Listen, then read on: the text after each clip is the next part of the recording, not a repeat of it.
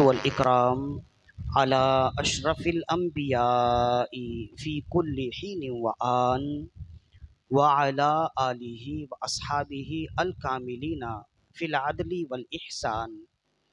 أما بعد فأعوذ بالله من الشيطان الرجيم. بسم الله الرحمن الرحيم. قال إنما يتقبل الله من المتقين. صدق الله مولانا العظيم. ببرکتی ان اللہ وملائکتہ یصلون علی النبی یا ایہا الذین آمنوا صلوا علیہ وسلموا تسلیما. اللہم صلی علی سیدنا ومولانا محمد معدن الجود والکرم وعلی آلہ واصحابہ وبارک وسلم. صلاۃ وسلام علیک یا رسول اللہ صلی اللہ علیہ وآلہ وسلم.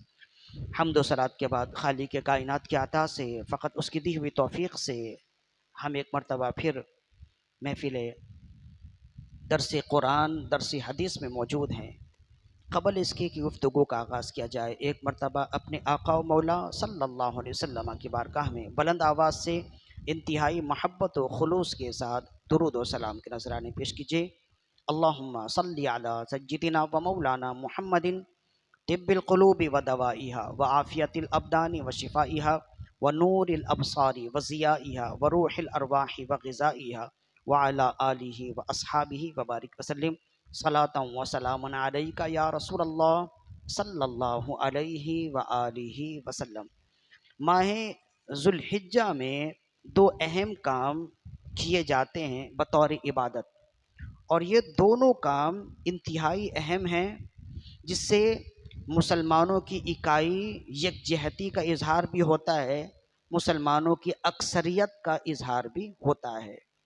ایک تو عبادت ہے حج کی صورت میں، اور دوسری عبادت ہے قربانی کی صورت میں. اور اتفاق سے یہ دونوں یاد ابراہیمی اور یاد اسماعیلی ہیں. حج ایک عظیم ترین فریضہ اسلام ہے، اور ایک ایسی عبادت ہے جس عبادت کو بجا لانے کی خواہش ہر مسلمان کے دل میں ہوتی ہے. ہر مسلمان دلی طور پر یہ تمنا کرتا ہے کہ مولا موت سے قبل ایک بار تیرے پاک در کی زیارت ہو جائے، موت سے قبل ایک بار تیرے پاک حبیب صلی اللہ علیہ وسلم کی زیارت ہو جائے، موت سے قبل ایک بار گنبد خضرا کی چھاؤں میں بیٹھنا نصیب ہو جائے. ہر شخص یہ دعا کرتا ہے نا، زیارت کر ہر شخص یہ تمنا کرتا ہے. تو اس کی وجہ یہ ہے، ایک تو وہ محبتوں کا مرکز ہے، اور دوسرا یہ ہے کہ بیت اللہ کا طواف کرنا، حج بیت اللہ کرنا ایک عظیم ترین عبادت ہے جس کی عظمت کا احاطہ نہیں کیا جا سکتا.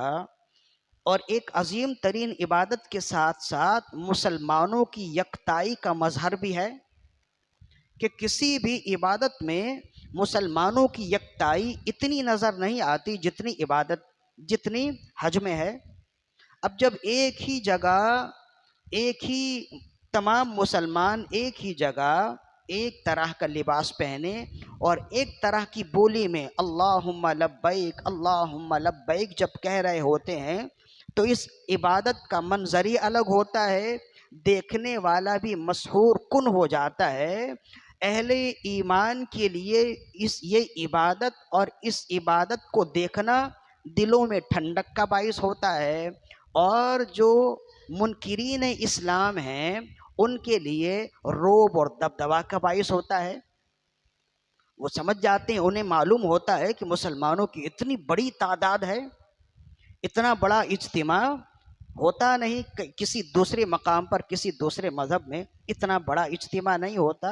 تو مسلمانوں کے لیے ایک یکجہتی کا اظہار بھی ہوتا ہے نا. اسی طرح ایک یاد ہے یاد ابراہیمی کی صورت میں، جسے آپ قربانی کہتے ہیں.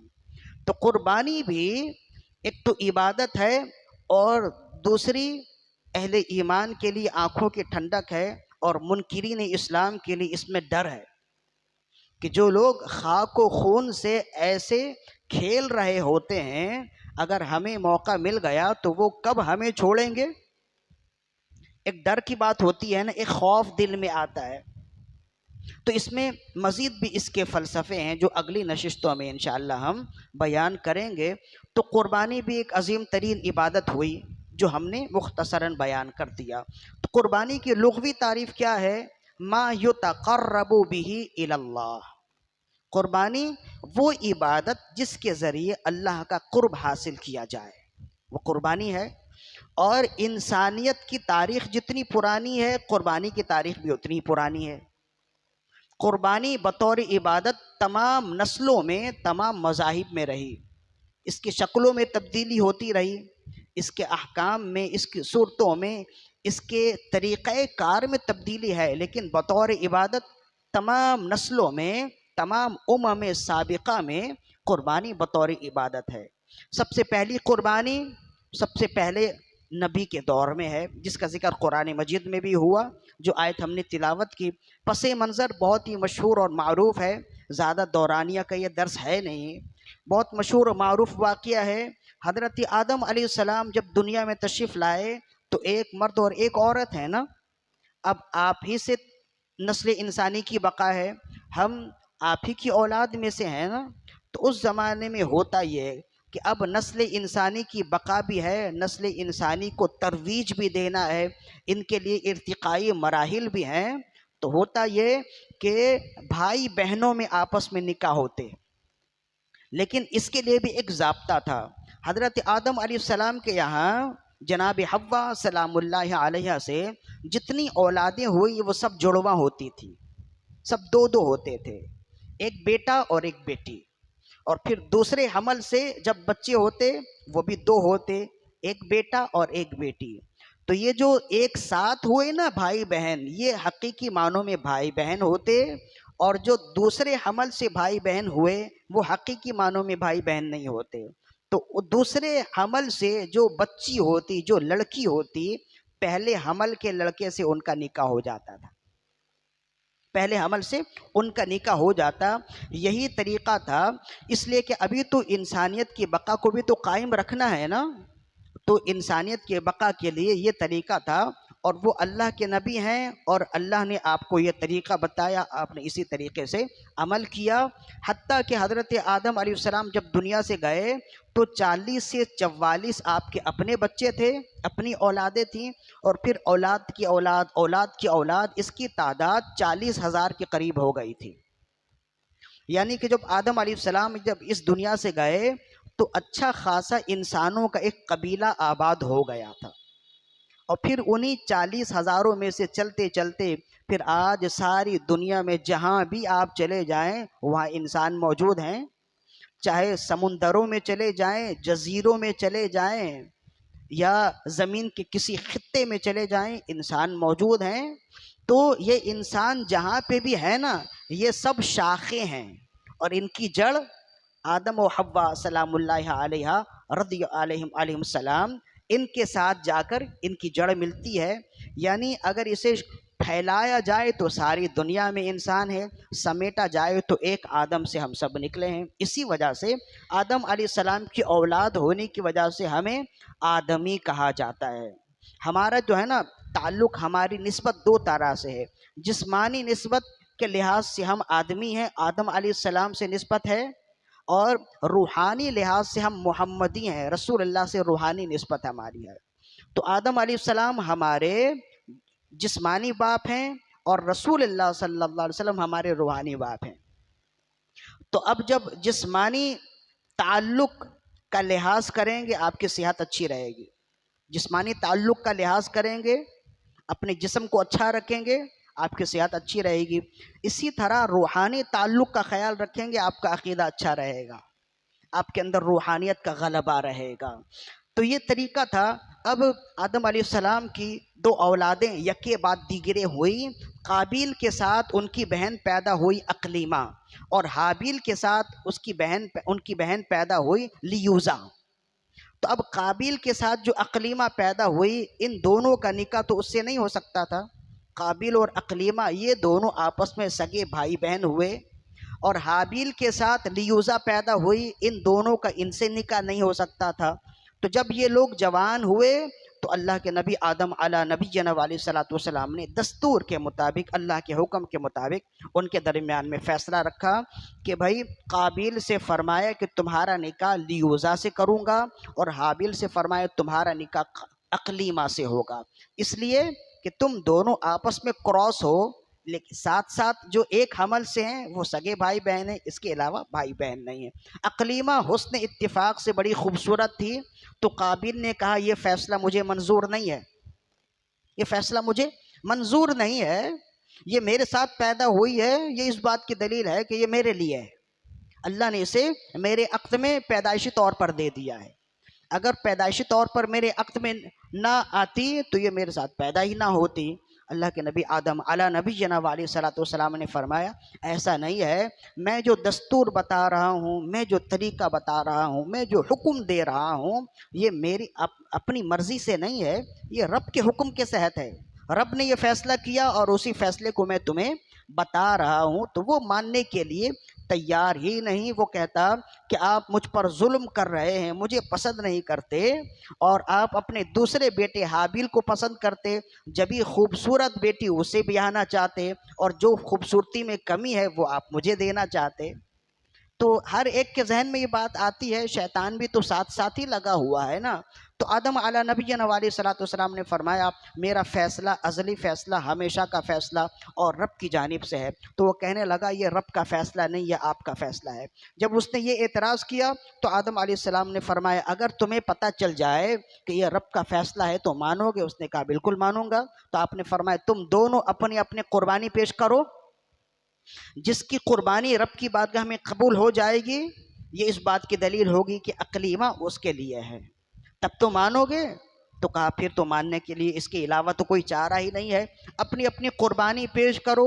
تو کہتے ہیں حابیل یہ بکریاں چرایا کرتا تھا، تو اس نے ایک عمدہ دمبا لیا اور رب کی بارگاہ میں پیش کیا، اور نیت یہ کی کہ رب قبول کرے یا نہ کرے، وہ رب ہے، مجھے تو اسی اطاعت کرنی ہے، اقلیمہ بھلے میرے نکاح میں آئے یا نہ آئے اس سے کوئی فرق نہیں پڑتا، جس بات پر میرا رب راضی ہے میں اس پر راضی ہوں، یہ میری طرف سے عمدہ قربانی رب کی بارگاہ میں ہے۔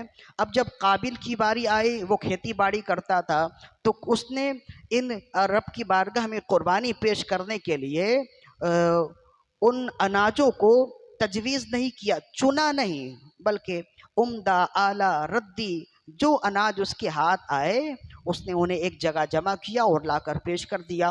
اب آدم علیہ السلام کی بارگاہ میں جب پیش کیا، ظاہر ہے کہ اس سے پہلے قربانی کے واقعہ تو تھا نہیں، یہ پہلا موقع تھا، تو ساری اولادیں جمع ہو گئی ہیں کہ یہ قربانی کیا چیز ہے، قربانی کیسے ہوتی ہے ہمیں بھی معلوم ہو۔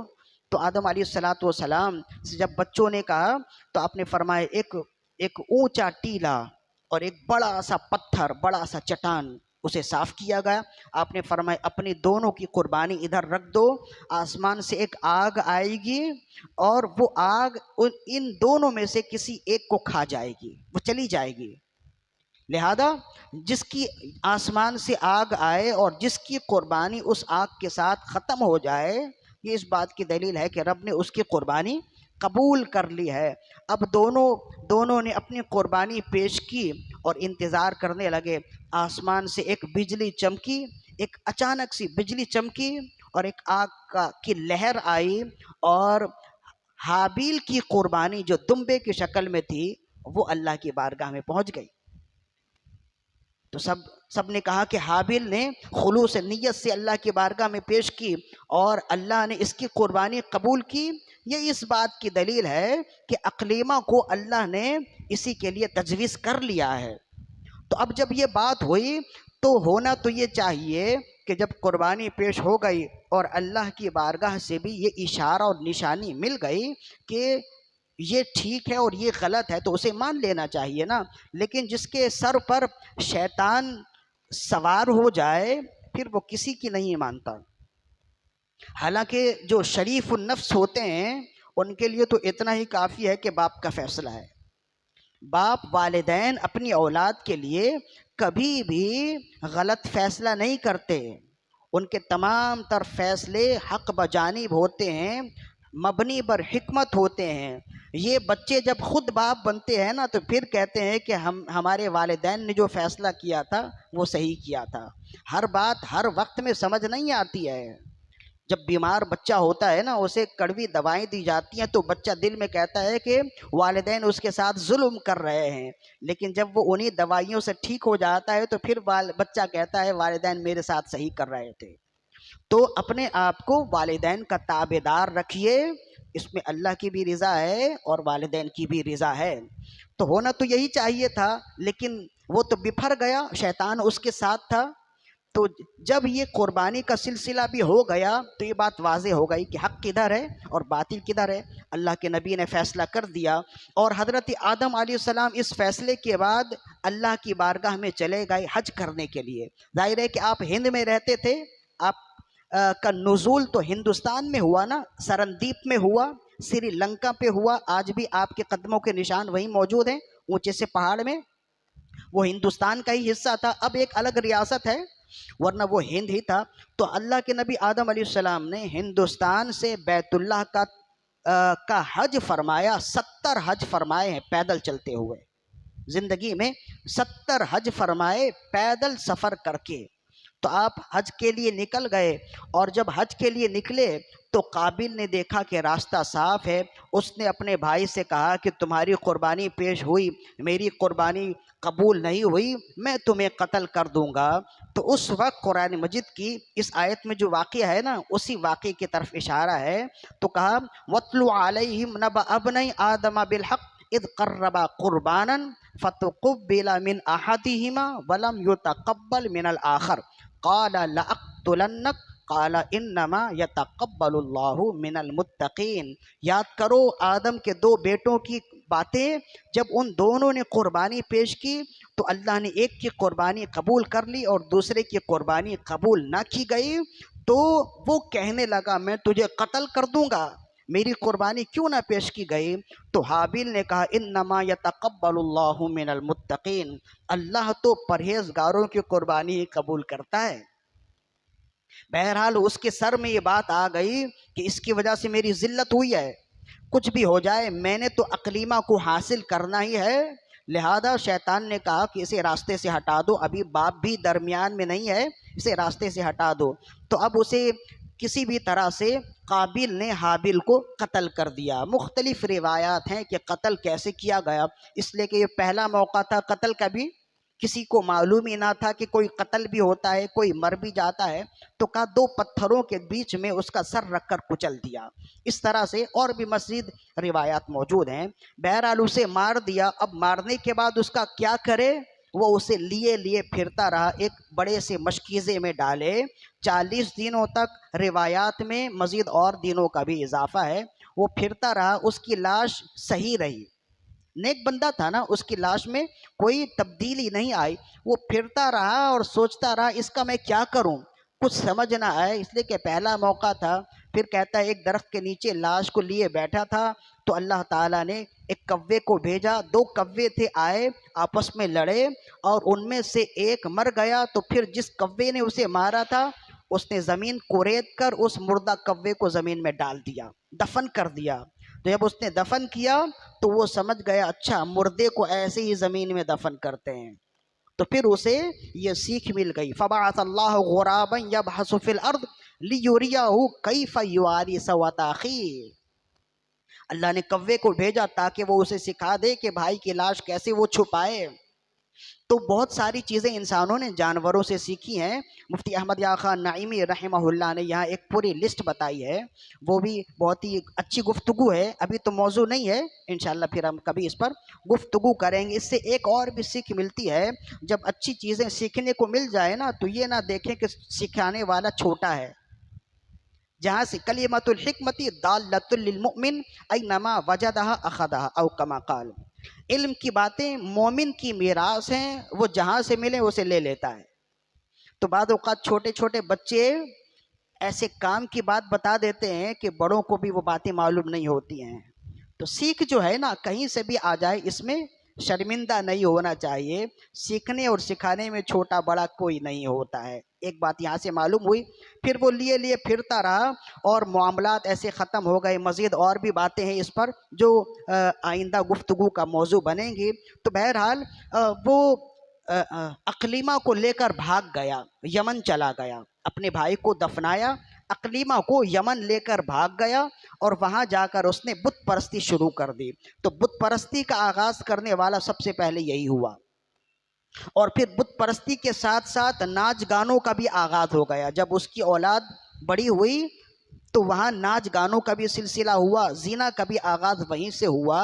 یعنی کہ ایک کام اس نے باپ کی ایک نافرمانی کی وجہ سے وہ سینکڑوں گناہوں میں مبتلا ہو گیا.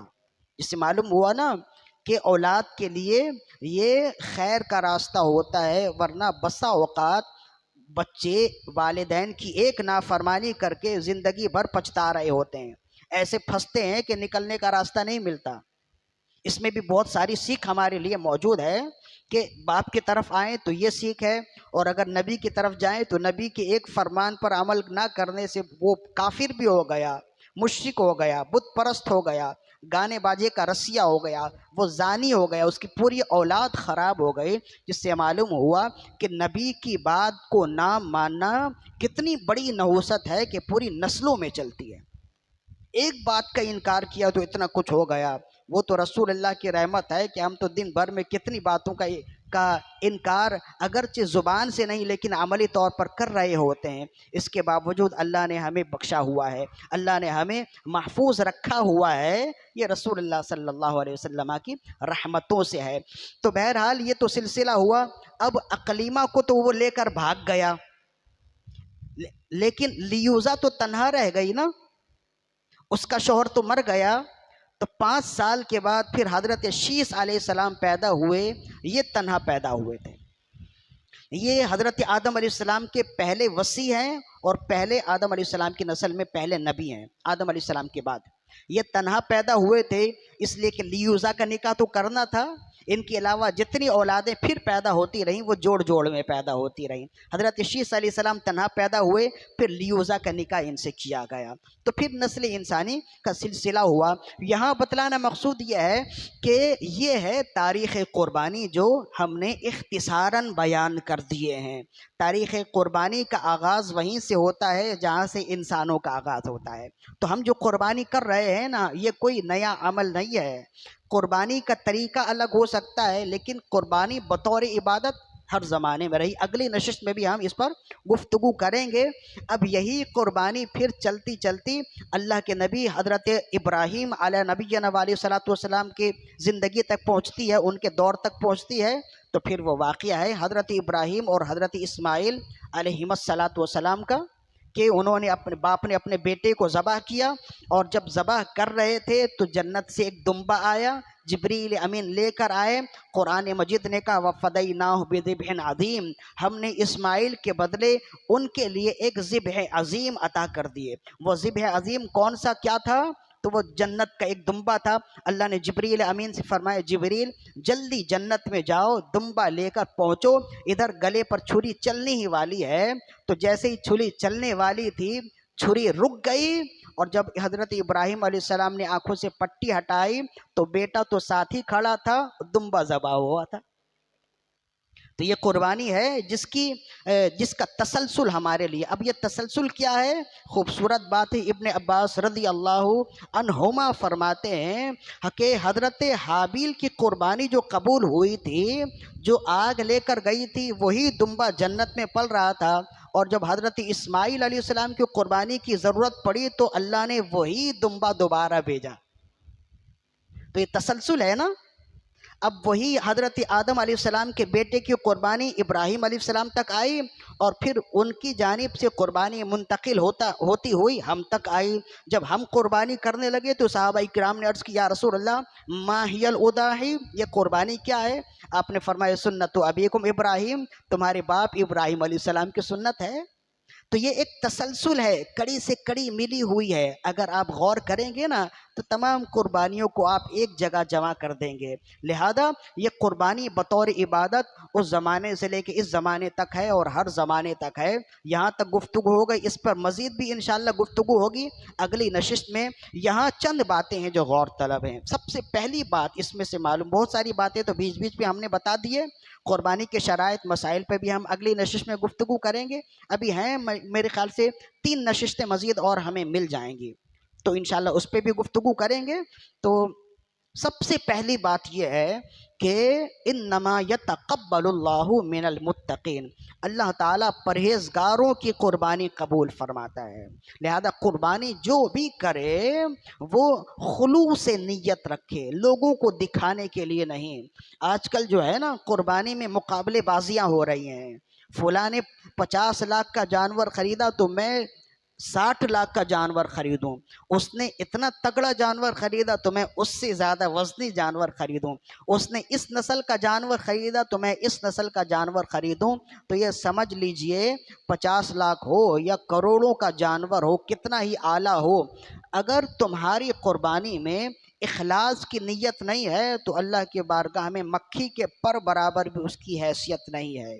انما یتقبل اللہ من المتقین، اللہ اسی کی قربانی قبول فرماتا ہے جو پرہیزگار ہے. اگر کوئی خلوص نیت کے ساتھ قربانی کرے، اتنے مہنگے جانور کی قربانی کی ضرورت نہیں ہے، چھوٹا سا جانور بھی قربان کر دینا اللہ اسے قبول کر لے گا. یہ فقط جانور کے لیے نہیں ہے. وہ جو حدیث ہے جسے امام طبرانی نے معجم اوسط میں نقل کیا، حضرت معاذ بن جبل رضی اللہ عنہ کو رسول اللہ نے یمن کا گورنر بنا کر بھیجا. تو جب چل رہے تھے تو ساتھی تھے رسول اللہ، آگے تک چھوڑنے کے لیے گئے. تو آخر میں حضرت معاذ بن جبل رضی اللہ عنہ نے عرض کی، یا رسول اللہ مجھے کوئی وصیت کر دیجئے، دوبارہ ہو سکتا ہے آپ سے ملاقات ہو نہ ہو. اور حقیقت حال بھی یہی ہے کہ دوبارہ پھر ملاقات نہیں ہوئی. دوبارہ جب لوٹے تو رسول اللہ کے روضے پر حاضر ہوئی. اب یمن میں تھے، رسول اللہ کا وصال ہو گیا تھا. تو آخری وصیت کے بارے میں عرض کیا، رسول اللہ مجھے کوئی وصیت کر دیجئے جو وہاں رہ کر میری زندگی کے ہر کام کے لیے کافی ہو. تو آپ نے فرمایا اخلص دینکا یکفی کا العمل القلیل او کما قال، فرمایا اپنے اعمال کو خالص کر لو، تھوڑا عمل تمہارے لیے کافی ہو جائے گا.